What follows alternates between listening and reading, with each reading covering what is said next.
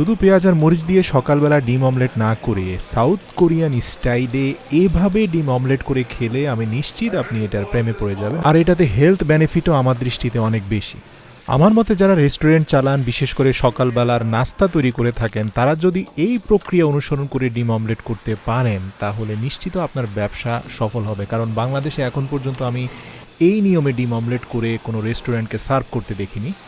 রেস্টুরেন্টের কথা এই জন্যই বলছি কারণ একসাথে 1.5 থেকে 200 ডিমকে ভেঙে তার সাথে পরিমাণ মতো লবণ মিশিয়ে পেঁয়াজের বদলে পেঁয়াজ পাতা তারা ব্যবহার করছেন, সেটা আমার কাছে খুব ইন্টারেস্টিং লেগেছে। কারণ পেঁয়াজ পাতায় কিন্তু পেঁয়াজের থেকে বেশি হেলথ বেনিফিট আছে। এর পাশাপাশি কুচি কুচি করা গাজর যুক্ত করছে ভেজিটেবল হিসাবে। দেখুন তারা কতটা স্বাস্থ্য সচেতন। আমরা জানি যে গাজরে রয়েছে পটাশিয়াম, ফসফরাস, যেটা কিন্তু আবার ডিমের মধ্যে নেই। ডিমে আছে ওমেগা 3 ফ্যাটি অ্যাসিড। সত্যি খাদ্যের নিউট্রিশনের ব্যাপারে সাউথ কোরিয়ানরা অত্যন্ত সচেতন। এবার দেখুন প্রোটিন এবং ফ্যাটের সোর্স হিসাবে যুক্ত করা হচ্ছে ফ্রেশ কিছু সসেজের টুকরো। অবশ্য পেঁয়াজ পাতার পাশাপাশি কিছুটা কুচি কুচি করা পেঁয়াজও তারা যুক্ত করেছে। এরপর এগুলোকে খুব ভালোভাবে মাখিয়ে একটা চ্যাপ্টা প্যানের মধ্যে অলিভ অয়েলকে উত্তপ্ত করে সেখানে ডিমটাকে অমলেট করার জন্য ঢেলে দিয়েছে।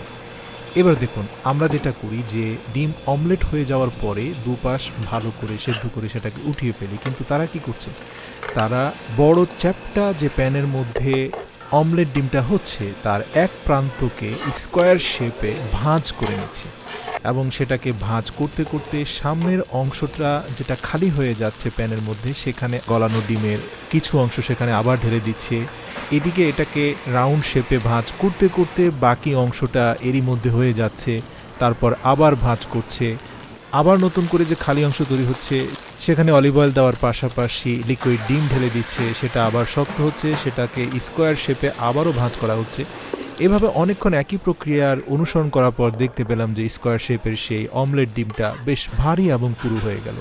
পুরো প্রক্রিয়াটা অত্যন্ত নিখুঁত এবং দক্ষ হাতে সম্পন্ন করার পর আমরা দেখতে পেলাম যে এই 1-150 ডিমের বেশ মোটা স্কোয়ার শেপের একটা বড় কেকের মতো এগ অমলেট কেক হয়ে গেল, যেটাকে এক পাশ থেকে ছুরি দিয়ে কেটে কেটে টুকরো টুকরো করে রেস্টুরেন্টে সেটাকে সার্ভ করা হচ্ছে। এবং কোরিয়ানরা সকালের নাস্তায় এরকম শুধু এক টুকরো ডিম খেয়ে অনেকে কাজে চলে যায়, আর এটা কিন্তু তাকে দুপুরে লাঞ্চ পর্যন্ত বেশ ফিট রাখে। কারণ এখানে আপনি সব ধরনের নিউট্রিশন পাবেন, ভেজিটেবলের নিউট্রিশন পাচ্ছেন, আপনি ডিমের ফ্যাট এবং ওমেগা 3 পাচ্ছেন, এখানে কিছুটা সসেজ পোর্শন আছে যেটা মাংসের ঘাটতি পূরণ করছে। তো এরা কিন্তু এই প্রতি টুকরো অমলেট ডিম কিন্তু ওয়ান টাইম পিভিসি বক্সে করে বিক্রি করে। সাধারণত অফিসগামী যাত্রীরাই এটা বেশি নিয়ে থাকে, কারণ তাদেরকে পুরো দিনে অত্যন্ত ব্যস্ত সময় পার করতে হয়, বসে নাস্তা যে করবে অনেকের সেই সময়টা হয় না। তো এক্ষেত্রে পুরো দিনের নিউট্রিশনের চাহিদা পূরণ করতে এরকম এক পিস অমলেট ডিমই তাদের জন্য যথেষ্ট।